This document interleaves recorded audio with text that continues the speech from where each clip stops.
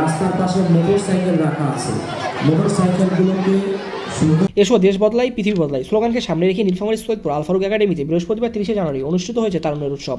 10টি স্টলে শিক্ষার্থীদের আনা দেশীয় খাবারের পাশাপাশি ছিল উদ্ভাবন ও উদ্যোক্তাদের জন্য স্টল। সেখানে বিজ্ঞান ও প্রযুক্তি নানান বিষয়ে প্রজেক্ট উপস্থাপন করে শিক্ষার্থীরা। আজকের এই তারুণ্য মেলায় আমরা অংশগ্রহণ করতে পেরে খুবই খুশি। আমরা চাই যে ভবিষ্যতে যেন এই মেলাটা আরও বড় পরিসরে হয়।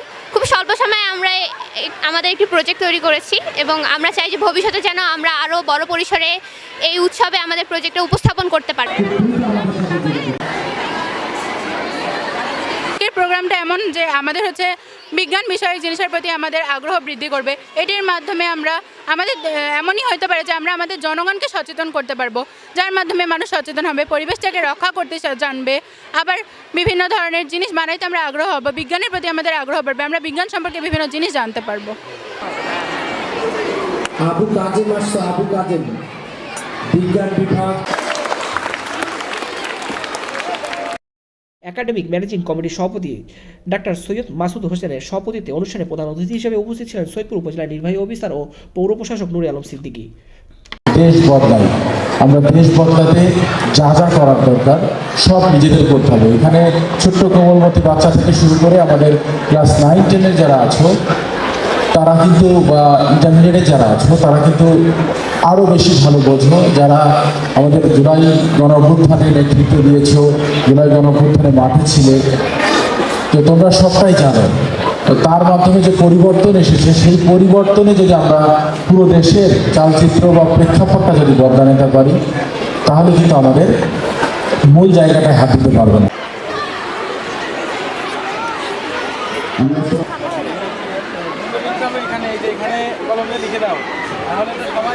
প্রতিষ্ঠানটির সহকারী শিক্ষক মামুনুর রহমান রাজুর সঞ্চালনায় আয়োজিত উৎসবে স্বাগত বক্তব্য রাখেন সৈয়দপুর উপজেলা একাডেমিক সুপারভাইজার মোহাম্মদ আনোয়ার হোসেন, একাডেমির প্রধান শিক্ষক মোহাম্মদ শফিকুল ইসলাম, সহকারী প্রধান শিক্ষক নজরুল ইসলাম, হাফেজ মাওলানা আব্দুল মোন্তাকিম। এ সময় আরও উপস্থিত ছিলেন বিদ্যালয়টির শিক্ষক, শিক্ষার্থী, অভিভাবক ও বিভিন্ন ইলেকট্রনিক ও মিডিয়ার সংবাদকর্মীরা। তারুণ্যের উৎসব 2025 এটাকে সামনে রেখে আল ফারুক একাডেমিও তারুণের উৎসব 2025 আয়োজন করেছে।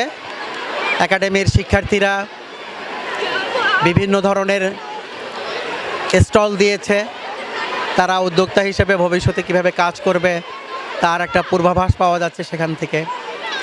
তো এই ধরনের তারুণ্যের উৎসব করে তরুণদেরকে এগিয়ে নেওয়ার জন্যে যে এই ধরনের উৎসব এটা অবশ্যই একটা ভূমিকা রাখবে।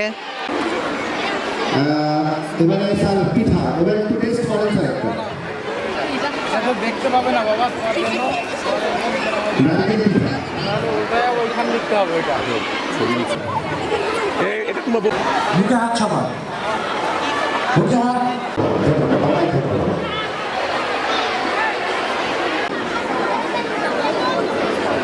বার্গার এটা কি সালাদ ফ্রি দিচ্ছে নাকি